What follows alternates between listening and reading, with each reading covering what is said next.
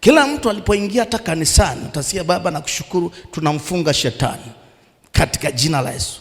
Kama unamfunga wakati ambapo hakuwepo, umetumia silaha ambayo hukujua ni kwa sababu gani umeitumia.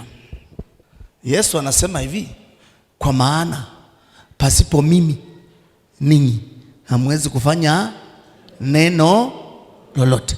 Simeandikwa kwenye Yohana 15 mstari wa 5b, si ndiye?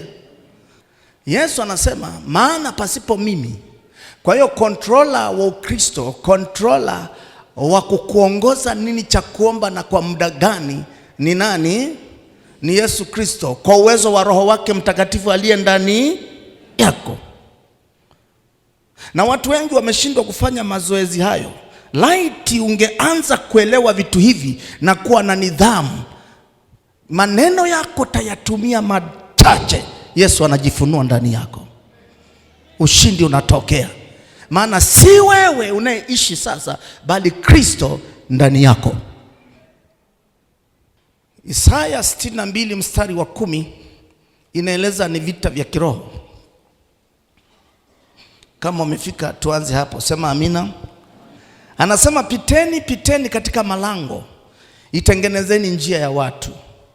Tutieni, tutieni barabara, toeni mawe yake. Tuwekeni bendera kwa ajili ya kabila za watu. Haya ni maombi. Waombaji wanaelewa vitu hivi. Anaposema piteni, piteni katika malango, ni ruhusa. Ni nini ndugu zangu? Ni ruhusa. Andiko hili liko miaka 2000 iliyopita tangu Biblia imeandikwa. Lakini kama unalisoma saa ambayo Mungu hajakuruhusu juu ya vita, ndio maana unaona watu wengi kwenye ulimwengu wa roho wamebarikiwa kwenye ulimwengu wa roho. Sawa sawa na Efeso 1 mstari wa 3. Lakini kwenye ulimwengu wa damu na nyama kuna vitu vinavizuia sana, hawaoni matokeo. Kwa nini? Hawajui kufanya vita vya kiroho kwa wakati. Piteni, piteni katika nini ndugu zangu? Katika malango. Itengenezeni njia ya watu. Haya ni maombi. Tutieni, tutieni barabara.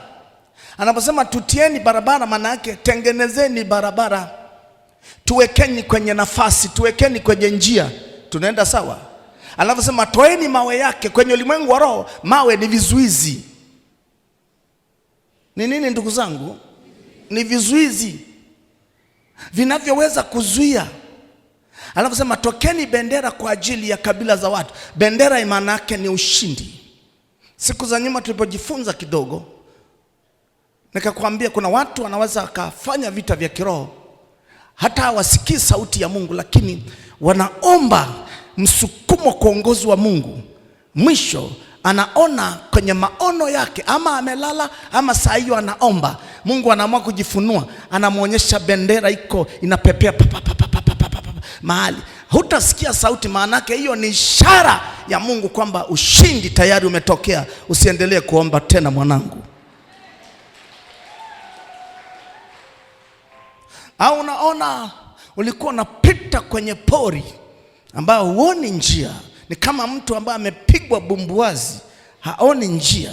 Ama uko nyikani, hauoni njia. Au unapita kwenye matope yanataka kukuzamisha na ni machafu, hauoni utavuka saa ngapi. Lakini kadri unavyoomba kwa uongozi wa Mungu na kusikia msukumo ndani, mwisho unakuja kujikuta kama ilikuwa ni pori, ghafla umetokea kwenye njia iliyonyooka. Unaona umekanyaga kwenye njia, umetoka kwenye ile pori, unaanza kwenda. Lugha ya kiroho unaambiwa tayari umeshika laini, hakuna sababu tena ya kupoteza hiyo njia yako. Njia yako imeshapatikana.